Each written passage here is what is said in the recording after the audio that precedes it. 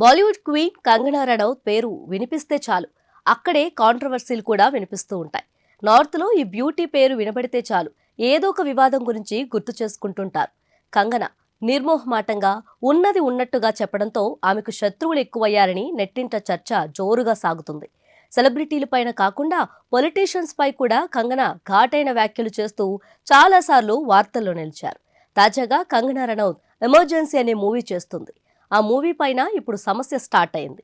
Emergency మూవీని ఆపేందుకు చూస్తున్నారని, సమస్య నాలో ఉందా వారిలో ఉందా అంటూ కంగనా మరో కాంట్రవర్సీకి వెల్కమ్ చెప్పారు. బాలీవుడ్ ఇండస్ట్రీ నుంచి తనకు ఎంతో సపోర్ట్ ఉన్నా, అందరితో తాను మర్యాదపూర్వకంగానే ఉన్నా, కొంతమందితో మాత్రం ఎందుకు సమస్య అవుతుందో తెలియడం లేదని కంగనా చెప్పుకొచ్చింది.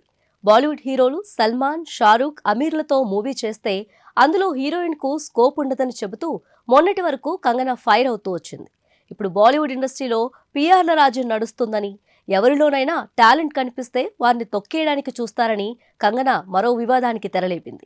కంగనా నటించిన ఎమర్జెన్సీ మూవీ సెప్టెంబర్ 6న రిలీజ్ కానుంది. ఈ టైంలో కంగనా మూవీ ప్రమోషన్స్ లో భాగంగా పలు ఇంటర్వ్యూలు ఇస్తూ వస్తుంది. ఎమర్జెన్సీ మూవీకి సంబంధించి తనకు బెదిరింపులు ఎదురయ్యాయని, తన సినిమాలను ఆపే ప్రయత్నం చేస్తున్న వారు చాలా మంది ఉన్నట్లు కంగనా చెప్పింది. ఏదేమైనా తాను తీసిన సినిమాను విడుదల చేసే వరకు ఆగనని అంది ఈ ఫైర్ బ్రాండ్. ఇకపోతే ఎమర్జెన్సీ మూవీ విడుదలపై నిషేధం విధించే ప్రయత్నాలు జరుగుతున్నాయి.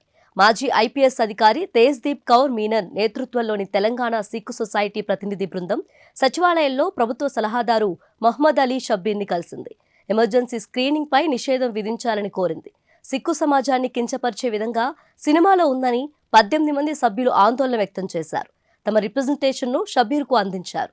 రాష్ట్ర ప్రభుత్వం ఈ విషయంపై పరిశీలిస్తుందని సీఎం రేవంత్ రెడ్డి కూడా సిక్కు సంఘ నాయకులకు హామీ ఇచ్చారు. దీంతో తెలంగాణలో ఎమర్జెన్సీ మూవీని నిషేధించే అవకాశం కనిపిస్తోంది.